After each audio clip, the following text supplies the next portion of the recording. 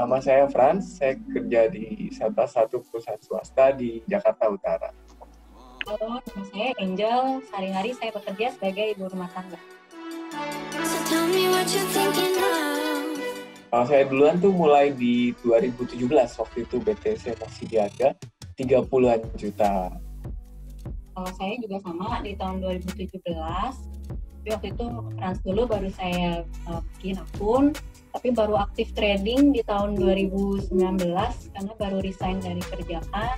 Pengen tetap menghasilkan uang, jadi baru aktif trading. Gitu. Saya bikin mecah dua, jadi yang satu untuk investasi, yang satu untuk swing trading. Dan untuk swing trading ini modal saya nggak gitu besar, sekitar 1-2 juta. Kalau untuk investasi, saya jangka menengah dan jangka panjang itu sekitar 10 juta. Kalau saya mau trading itu, koin-koin itu kira-kira sekitar 1-2 juta sih. Kalau untung sih kita kumpulin nih sedikit-sedikit, kita tabung atau kita tradingin lagi. Waktu itu contoh baru-baru ini kita ada untung, kayak contoh koin TH ada untung sekitar 100% kita ambil. Terus koin web sekitar 300%. Terus ada lagi koin JST 80%. Itu sih kalau yang gede gitu. Kalau dari saya kan mulai dari 2017, 2018 saya lanjut 2019 juga sampai 2020 ini. Kalau 2017 saya udah untung lumayan besar karena waktu itu kan BTC langsung 34. Saya main di market bitcoin.co.id dulu namanya ya. Sama saya juga ada ikut ICO, jadi lumayan terkumpul banyak dan itu saya tabung di walletnya bitcoin.co.id. Tuh, sekitar 34 kali ada waktu itu ikut satu ICO bisa sampai 34 kali. Bitcoinnya saya keep di bitcoin.co.id. Saya itu suka ikut yang namanya coin trading. Kenapa? Karena itu menarik di situ coin voting. Karena di situ menarik karena saya ada beberapa koin market luar yang bisa saya masukkan arbitrase ke Indodax. Jadi bisa nambah profit juga sih kalau ikut coin trading dan koinnya menarik. Saya sama juga sih, paling cuma lihat Instagramnya Indodax, terus ikutan coin voting. Habis itu ada kontes trading juga kan ya.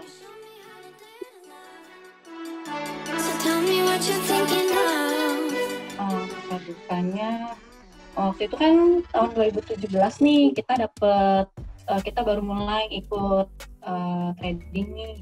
Terus waktu itu BTC juga lagi uptrend, lagi naik.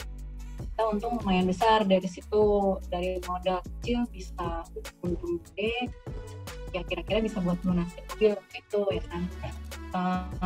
Terus tapi waktu 2018 kita udah rugi besar karena BTC anjlok. Kita sempat vakum juga tuh di situ. Nah, baru kita ngumpulin modal lagi. Tahun 2019 kita baru mulai trading, baru aktif lagi di situ. Dapat pengalaman, dapat banyak hal baru, belajar banyak. Terus kadang-kadang juga suka bikin deg-degan juga sih kalau koinnya naik, koinnya turun. Kalau dukanya kadang-kadang kalau kita udah beli koin yang paling rendah nih, kita udah perhatiin ternyata koinnya udah rendah nih kita beli, tapi ternyata BTC anjlok, ya koinnya tambah turun lagi gitu. Kalau saya kurang lebih sama, cuma yang sukanya saya agak sedikit menambahkan, yaitu ketika ngelihat aset kita tuh naik gitu, naik terus. Dan dukanya itu ya ketika saya ibaratkan kayak ketinggalan kereta, jadi udah naik duluan terus saya belum masuk gitu. Pernah juga trading beli itu di puncak gitu, saya kira mau naik lagi, nggak taunya turun gitu. Itu melatih mental juga sih, mental trader tuh pelatih di situ sih. Jadi kita tahu, lama-kelamaan kita bisa tahu dari suka duka itu, kita bisa belajar gimana sih trading biar kita bisa dapat untung gitu dan minimalisir kerugian. Terus Beli saat turun, jual saat naik gitu. Terus kita tuh harus tentuin dulu koin-koin yang kita mau tuh yang kayak gimana, koin yang diinginkan tuh yang gimana. Perhatiin dulu grafiknya, chartnya, pergerakan naik turunnya kita liatin dulu. Kalau koinnya udah turun, baru kita beli. Bener banget sih, saya juga kurang lebih seperti itu. Cuma saya lebih ke analisa grafiknya juga. Kira-kira tren marketnya akan seperti apa. Kan di Indodax juga ada tersedia fitur untuk menganalisa grafik di TradingView. Kalau nggak salah menunya itu di aplikasi Indodax-nya, kita bisa lihat tuh ada beberapa garis di situ bisa jadi analisa. Strateginya kurang lebih sih seperti itu. Oh ya, sama satu lagi, saya melihat koin itu berdasarkan di koin market cap juga. Jadi koin itu koin apa, jumlahnya berapa, yang beredar sudah berapa, terus kegunaannya untuk apa, lebih seperti itu sih. Karena saya lebih berpikir untuk jangka menengah dan jangka panjang.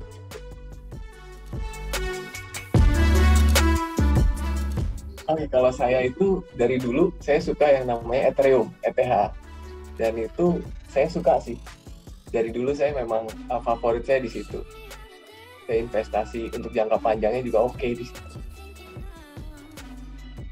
Saya ada Coinweb, ada BNB, terus ada Theta juga ya. Sekarang udah lama. Koin-koin long term sih sebenarnya.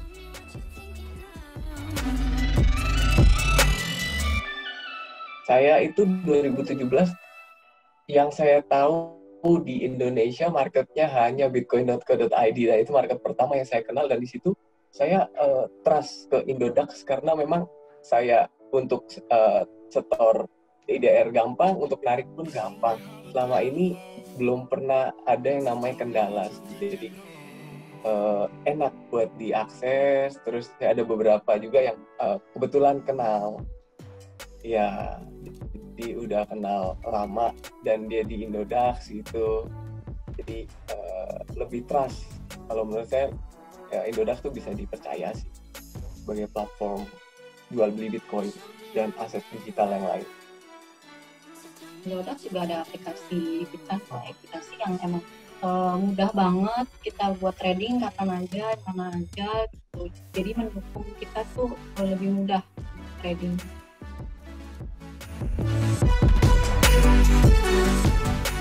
Kalau pesannya sih untuk trading perlukan kesabaran, terus tentuin target jual, target beli, terus kita harus berani mencoba dan yakin pasti bisa berhasil. Dari saya lebih ke kalau mau trading itu harus amati dulu koinnya atau tokennya. Jadi jangan ikut-ikutan, dan itu kalau memang harus mau membeli suatu aset, itu pastikan bahwa sudah menganalisanya terlebih dahulu. Itu sih kalau untuk pesan dan pesan. Sama kalau rugi, kalau lagi turun, siapin mental gitu. Jangan takut untuk membuka aplikasi kalau lagi turun. Liatin aja nggak apa-apa. Justru itu kesempatan yang bagus untuk masuk lagi gitu. Sama menentukan untuk nilai cut loss atau apanya, itu harus ditentukan sih biar nggak rugi banyak. Dan kalau untung harus berani keluar gitu, harus berani profit taking juga.